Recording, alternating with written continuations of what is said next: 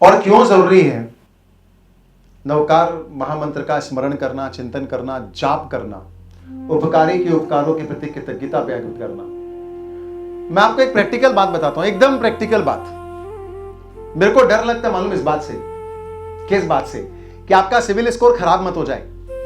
कैसे आपका civil score खराब मत हो जाए? आप देखिए, सब हम लोग बिजनेसमैन लोग हैं, मारवाड़ी लोग हैं, बिजनेस कम्युनिटी से जुड़े हुए लोग हैं, बैंकिंग सिस्टम को हम सब समझते हैं। अगर आपने बैंक से एक बार लोन ले लिया, उसका पेमेंट नहीं किया, उसका इंटरेस्ट नहीं पे किया, तो बैंक आपको फिर से लोन देती है क्या? नहीं देती है। क्यों नहीं देती है?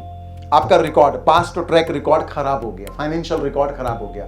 आपने लोन लिया, लोन का पेमेंट नहीं किया, टाइम पे इंटरेस्ट पे नहीं किया, आपका मालूम है। अच्छा, वो बैंक नहीं देती तो दूसरी बैंक से ले लेंगे, क्या फर्क पड़ता है? तो क्या दूसरी बैंक देगी?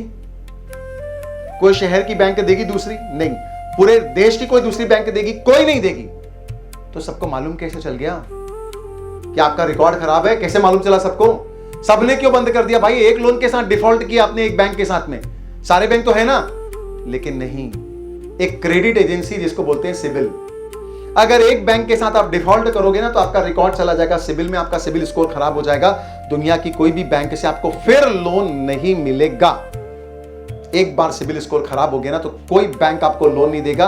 आप वहां पे नाक रगड़ लो, चाहे कुछ भी कर लो। देखिए, जिंदगी में भी ऐसा ही है। जिन परमात्माओं का, अरिहंत परमात्मा, सिद्ध परमात्मा, पंच परमेष्टि भगवंतों का, देव गुरु धर्म का हमारे जीवन में उपकार है, अगर हमने उन उपकारों के प्रति कृतज्ञता ज्ञापित नहीं की, मतलब प्रिंसिपल और इंटरेस्ट का रीपेमेंट नहीं किया, तो हमारा सिविल स्कोर इस पूरे सृष्टि में, ब्रह्मांड में नेगेटिव हो जाएगा, सिविल स्कोर खराब हो जाएगा। उसके बाद इस पूरे सृष्टि में, पूरे ब्रह्मांड में, पूरे संसार में कहीं से कृपा की बरसात नहीं होगी, क्योंकि ऑलरेडी आपके ऊपर इतनी कृपा की बरसात हो चुकी है कृपा की बरसात, कि इतनी कृपा की बरसात होने के बाद आपने उन उपकारों के लिए आज तक थैंक्स नहीं बोला, कृतज्ञता ज्ञापित नहीं की। तो उसके बाद जो कृपा थी वो रुक जाएगी, और उसके बाद आप एक जगह नहीं, 1000 देवी देवताओं के पास जाओ, 5000 देवी देवताओं के पास जाओ, संसार में कहीं भी चले जाओ, किसी भी दरबार में चले जाओ, कहीं पर भी चले जाओ, ये मैसेज सिविल स्कोर का जो आपका खराब है ना, पूरी दुनिया में चला जाएगा। कहीं से भी कोई कृपा मिलनी बंद हो जाएगी। तो अगर आप चाहते हैं कि बैंक आपको घर आके लोन दे, कृपा की बरसात आपके जीवन में होते रहे, तो अपना सिविल स्कोर, अध्यात्म का सिविल स्कोर जो है उसको करेक्ट कीजिए। और उसको करेक्ट कैसे करना है? सिंपली जो उपकार हैं उनके प्रति कृतज्ञता ज्ञापित करते रहो, उनको वंदन करते रहो, नमन करते रहो। अगर आप ये करते जा रहे हैं तो आप समझ लीजिए कि आप प्रिंसिपल और इंटरेस्ट का रीपेमेंट कर रहे हैं। और याद रखिएगा, अगर आप किसी बैंक को प्रिंसिपल और इंटरेस्ट का रीपेमेंट टाइम पर कर रहे हैं तो वो बैंक हाथ जोड़ करके घर आकर के आपको फिर से लोन देगी। पहले 5 करोड़ का लोन दिया, अब 10 करोड़ का देगी, 10 करोड़ का दिया, फिर 20 करोड़ का देगी। एग्जैक्टली कृपा की बरसात है, ईश्वर की, कायनात की, सृष्टि की जो कृपा है। अगर आप पाना चाहते हो जिंदगी में ज्यादा से ज्यादा, तो अपने इस सिबिल स्कोर को खराब मत होने दो।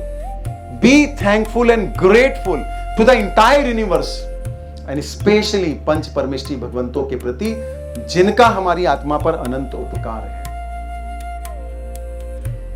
आपके और मेरे जीवन में, हम सब के जीवन में नवकार मंत्र की आराधना, साधना, उसका जब क्यों जरूरी है, क्यों आवश्यक है, क्यों एकदम इसेंशियल है। अगर वो नहीं कर रहे हैं तो संसार की सबसे दुर्लभ और बेशकीमती चीज को हम लोग मिस कर रहे हैं, उसके प्रभाव को मिस कर रहे हैं। देखिए, जरूरी क्यों है?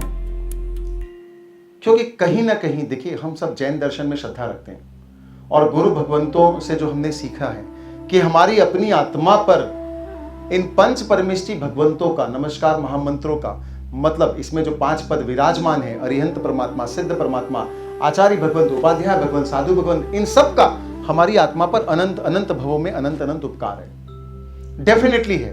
और आज उसी की कृपा से हमको ये मनुष्य जन्म मिला है, हमारी आत्मा विकास करते करते भाई यहां तक पहुंची है, तो उनका उपकार है हमारे जीवन में। और देखिए, उपकारी के उपकारों के प्रति कृतज्ञता ज्ञापित करना हम सब का पहला उद्देश्य और जिम्मेदारी होनी चाहिए, और है भी जिम्मेदारी।